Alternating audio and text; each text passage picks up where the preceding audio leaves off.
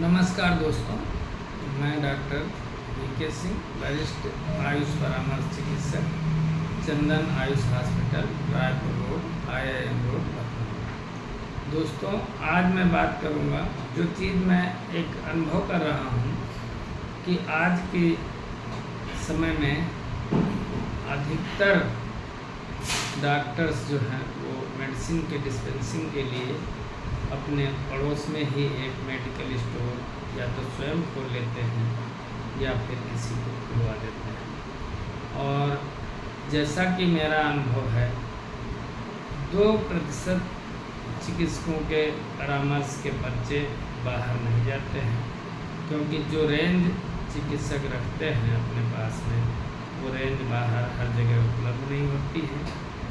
अधिकतर चिकित्सक मोनोपोली की दवाएं रखते हैं।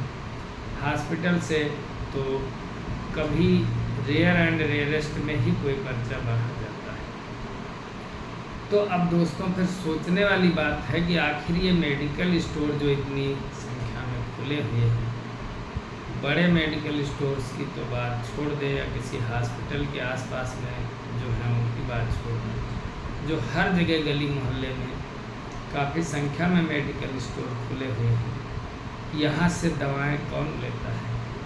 किस पर्चे पर दवाएं बिकती हैं और किसके परामर्श पर बिकती हैं? ये एक बहुत बड़ा सवाल है दोस्तों। और जैसा कि मैं अनुभव कर पा रहा हूँ, देख रहा हूँ, यहाँ से दवाएं केवल मिडिल क्लास कैटेगरी जो छोटी समस्याओं के लिए ना तो किसी हॉस्पिटल जाना पसंद करते हैं, ना किसी छोटे डॉक्टर को दिखाना पसंद करते हैं, और ना ही किसी बड़े संस्थान में छोटी समस्याओं के लिए लाइन लगाना चाह रहे हैं, वही लोग इन जगहों से दवाएं सेल्फ मेडिकेशन के तौर पे अपने स्वयं के अनुसार दवाएं खरीद लेते हैं और जो उनको लगता है वो खरीद कर खाते रहते हैं। या फिर जो मेडिकल स्टोर पे बैठा हुआ व्यक्ति है उससे अपनी बीमारी, अपनी समस्या बताकर दवाएं लेते रहते हैं। और मेडिकल स्टोर वालों के लिए भी सर्वाइवल के लिए ये एक समस्या है कि पर्चे निकलते नहीं हैं। और ड्रग एक्ट के अनुसार कोई भी मॉडर्न मेडिसिन शेड्यूल H में जो है या अन्य शेड्यूल की हैं वो बिना किसी चिकित्सक के पर्चे के नहीं बिकनी चाहिए, नहीं बेची जा सकती हैं और ना ही दी जा सकती है। लेकिन जब सोचने वाली बात यह है कि जब पर्चे बाहर आते ही नहीं हैं, चिकित्सक अपने यहाँ से स्वयं पेशेंट को दवाएं दे देता है, हॉस्पिटल में सारी दवाएं स्वयं लगती हैं, तो आखिरकार ये बेचेंगे किसको?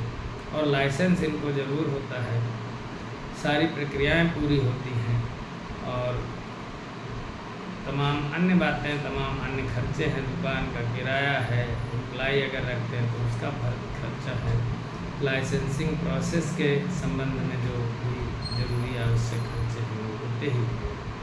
तो कुल मिला करके कहना ये है, मेरा ये सब बताने का कोई और कारण नहीं था, सिर्फ एक ही कारण था दोस्तों। आज के समय में मध्यम वर्गीय परिवार अधिकतम अपना इलाज स्वयं से और चिकित्सक के बिना सलाह के मेडिकल स्टोर से मेडिसिन परचेज करके कर रहे हैं। वो उनकी खुद की राय हो सकती है या मेडिकल स्टोर पर बैठे हुए व्यक्ति की राय के अनुसार वो दवाएं ले लेते हैं। लेकिन इस चलते फिरते समय न होने की वजह से दवाएं खाते हैं, जो कि स्वास्थ्य के लिए बहुत हानिकारक है।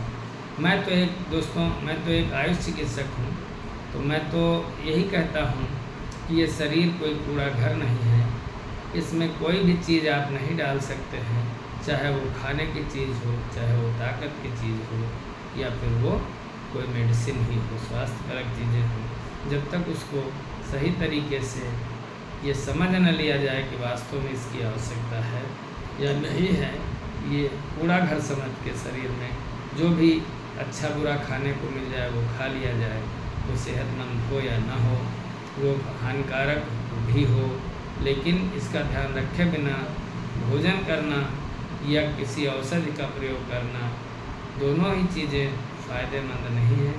लेकिन औषधि कुछ आवश्यकता से ज़्यादा हानिकारक है, रेदर दैन कि आप जो है भोजन कर लेते हैं जो कि आपको स्वाद के लिए कर लेते हैं।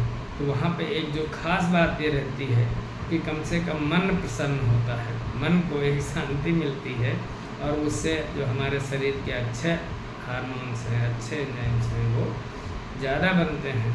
प्रसन्नता सभी बीमारियों को दूर करने का एक सबसे महत्वपूर्ण साधन है।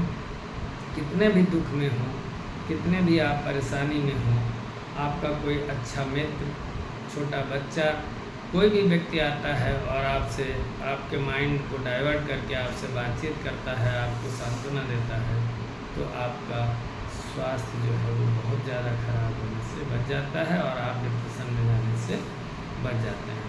दोस्तों, डिप्रेशन भी एक बीमारी है जो कि मानसिक बीमारी है, सभी लोग जानते हैं, जिसमें शरीर का कोई अंग खराब नहीं होता है, कोई चीज़ कम नहीं होती है।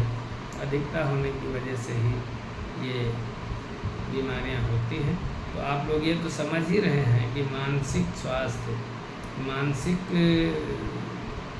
परेशानियों का जो इम्पैक्ट है शरीर पर, जो असर है शरीर पर, वो कितना पड़ता है और उससे बीमारियों का सीधा लिंक है। ये सोचना कि नहीं इसका बीमारी से कोई मतलब नहीं है, ऐसा नहीं है। तो इसलिए मेरा आपसे यही बार बार अनुरोध है कि शरीर के बारे में समझें, अनावश्यक चीज़ें शरीर में न लें। धन्यवाद।